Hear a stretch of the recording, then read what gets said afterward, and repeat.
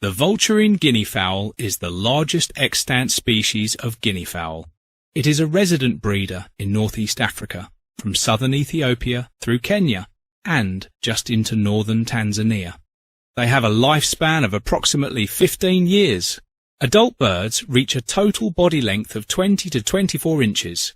Its average weight is between 1 kilos to 1.6 kilos. They become very tame in captivity situations, which make them a highly sought-after breed. It has longer wings, neck, legs and tail than other guinea fowl. They are named for their bald head and long bare neck, which resembles a vulture. Young birds are mainly grey-brown, with a duller blue breast and short hackles. The adult has a bare blue face and black neck. Males and females have similar plumage, but the female is slightly smaller in size. The males tend to carry their heads high and attempt to look as big as possible. Females, on the other hand, tend to adopt a submissive posture.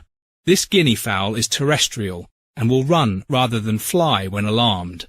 They typically live in flocks of 20 to 30 birds outside the breeding season, but when the breeding season approaches, they disperse and can be seen solitary or in pairs. The breeding season varies in the US, with some birds starting to produce in the spring and others in the fall. Hens prefer to lay eggs under thick grasses or shrubs. Captive hens lay up to 40 eggs in 3 clutches in just one season.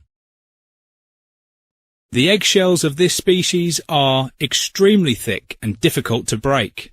Vulturine guinea eggs have an incubation period lasts about 28 days. Keats may require live food, such as small mealworms, in order to induce a feeding response the first few days after hatching. The chicks are able to fly with the first 20 days after hatching, but prefer to run on the ground if threatened.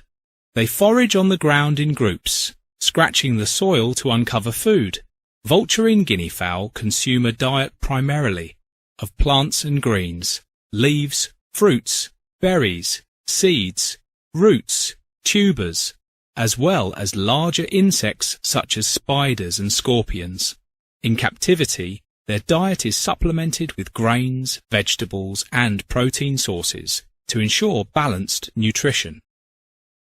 As these birds hail from warmer regions in Africa, it is crucial to provide shelter and heat in the coldest of winter months, as these birds cannot tolerate temperatures dropping below 30 degrees Fahrenheit without supplemental heat.